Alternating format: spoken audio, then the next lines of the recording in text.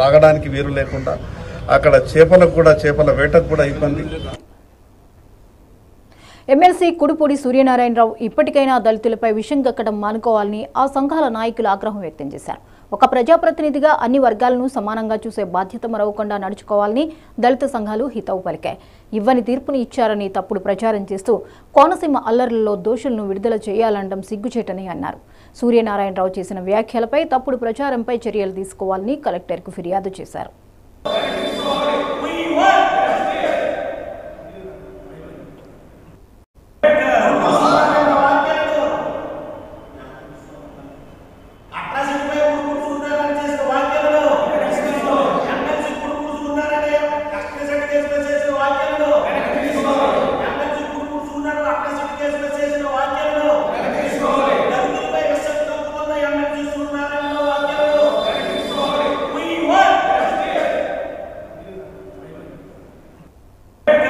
అత్యధిక సాంకేతిక పరిజ్ఞానంతో ఎవడైతే ఇన్వాల్వ్ అయి ఉన్నాడో ఎల్లర్లో వాళ్ళ మీద కేసు పెట్టారు. చట్టం మీరు చూసుకోండి. మీ జగన్మోహన్ రెడ్డిని అడిగి ఎవరు చేసుకోకపోయారా? మేము కాదన్నావా? మేము అంబేద్కర్ వాదులం, మాకు అన్యాయం జరిగింది మా జాతికి.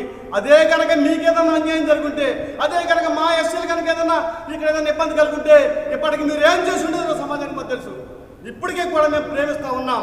ఆనాడు ఉన్నటువంటి గుడిపూడి చిట్టాబాయ్ గారు కానీ, లేకపోతే గుడిపూడి ప్రభాకరరావు గారు కానీ, లేకపోతే ఇంకా పెద్దలు కానీ ఎస్సీలు బీసీలు అన్నదమ్ములుగా పోవాలని హితబోధన చేశారు. దాంతోనే కట్టుబడి ఉన్నాం.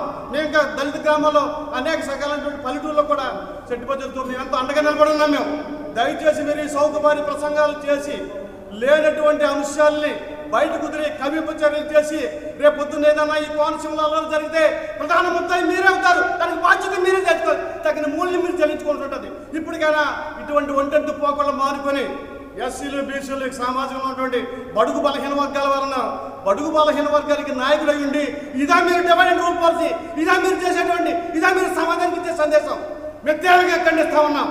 దయచేసి ఇప్పటికైనా ఈ సోగబారు ప్రసంగాలు, సోగబారు కార్యక్రమాలు మీడియాకి బయటికి పంపించి కులాల మధ్య చిచ్చు పెడితే చూస్తూ ఊరుకునే ప్రసక్తి లేదు.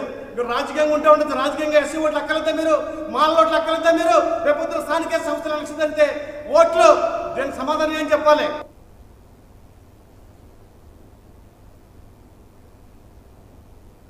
కులాల్లో కొంచెం లేని విషయాన్ని ముందుగా తీసుకొచ్చి కులాలను రెచ్చగొట్టే విధంగా ఉన్నది.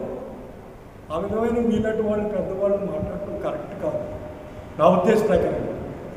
నా గురువుగా మీరు ఆ విధంగా మిమ్మల్ని ఆదర్శంగా తీసుకుని మేము వెళ్తాం ముందుకు. కాబట్టి మీకు మీ స్థాయికి, మండల శాసనసభ్య స్థాయికి ఆ విధమైన స్టేట్మెంట్స్ కరెక్ట్ కాదు. ఒకవేళ నిజమైనటువంటి సుప్రీంకోర్టే తీర్పిచ్చింది అనుకోండి, no problem, it is okay, all right. అంతేగాని ఎప్పుడో అమలాపురం అల్లర్లు జరిగాయి. అమలాపురం అల్లర్లలో మేము ఏమన్నా డిమాండ్ చేసావా? మీ మీద కేసులు కట్టమని, మీ అబ్బాయిల మీద కేసులు కట్టమని, మీ కులాల మీద కేసులు కట్టమని మేము డిమాండ్ చేసావా? పక్కా ఎవిడెన్స్ తోటి పోలీస్ యంత్రాంగం, చట్టం అని కేసులు కట్టారు తప్ప మేమేం కాదు.